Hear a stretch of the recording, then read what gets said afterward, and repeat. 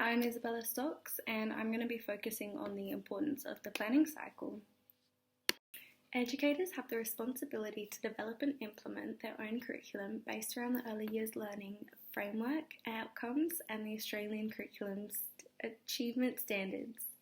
Educators must make the decisions about the curriculum that they're going to implement either on the spot or planned out. Quality educators assure that they're going to have a balance of both spontaneous and prepared activities being implemented into their curriculum, guaranteeing that they're adhering to an emergent curriculum whilst also achieving the set standards expected of the students. The Early Years Learning Framework issued a planning cycle to assist the educators in planning these curriculums. It consists of 5 steps: observing, assessing, planning, implementing, and then evaluating. The 5 components of the planning cycle tie in with other aspects of the curriculum, and this can clearly be seen in the phases. In the observing phase, the crucial curricular decisions are based on educators' acquired knowledge, information they've attained from the child's microsystem, and information that they've observed from the child.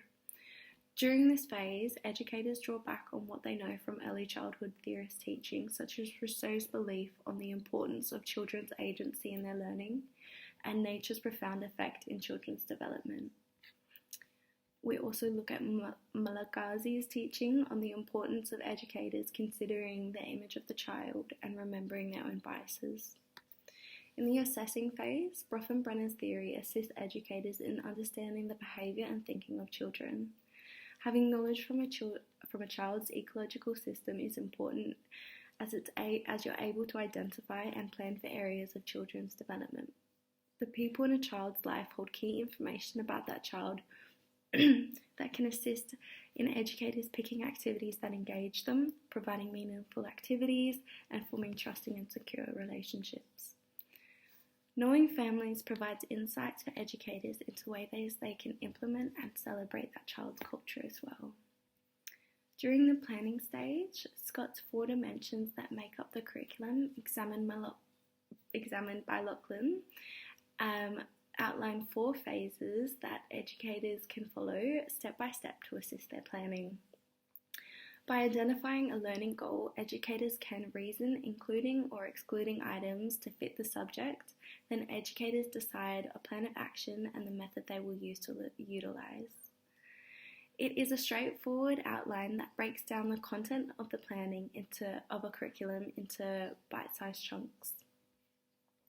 Providing activities that are age appropriate and developmentally appropriate as well ensure that students are able to be challenged while cultivating healthy, positive mindsets. Considering children in your class and the individual styles of learning and the versatile levels of abilities they all have, Jerome Bruner's model of there being 3 different representations of thinking allows educators to plan their lessons around their students' preferences for either action-based, image-based, or language-based thinking.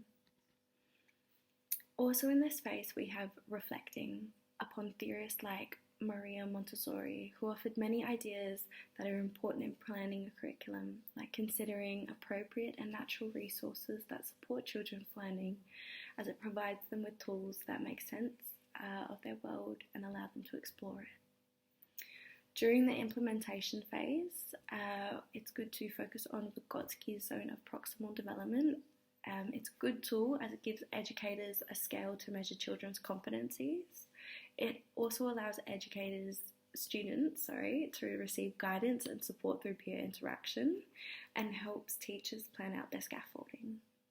The quality of education a child receives is a result of how well that teacher can pick up on the child's cues and adjust their teaching approaches accordingly. Understanding Dylan Williams' cognitive overload theory is important for teachers to know here too, as there's a peak in emotions, and once children reach that peak, they won't be able to learn. So it's important educators ensure that they're not causing that and they're chunking their information.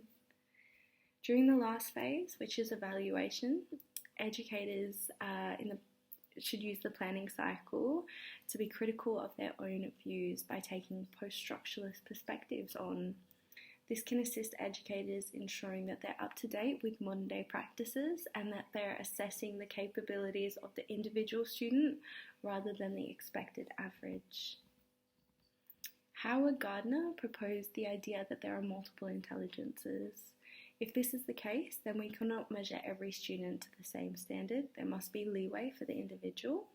So to promote a healthy, positive sense of identity, it's crucial to ensure students are seeing the achievements celebrated and feeling supported and not judged. Incorporating the early years learning framework planning cycle into my teaching practice will help me become a more successful teacher because I will have the knowledge to effectively observe students. I will do this by assessing their capabilities and their interests in order to plan emergent curriculums that concentrate on the development of the students through engaging tasks that have meaning to them for the students. And the learning environment I create will be one that responds to the children's interests and needs, ensuring that the students are receiving a quality education by reaching age-appropriate developmental milestones and fostering healthy mindsets so that they can become successful and healthy adults. And here is my reference list. Thank you very much for listening.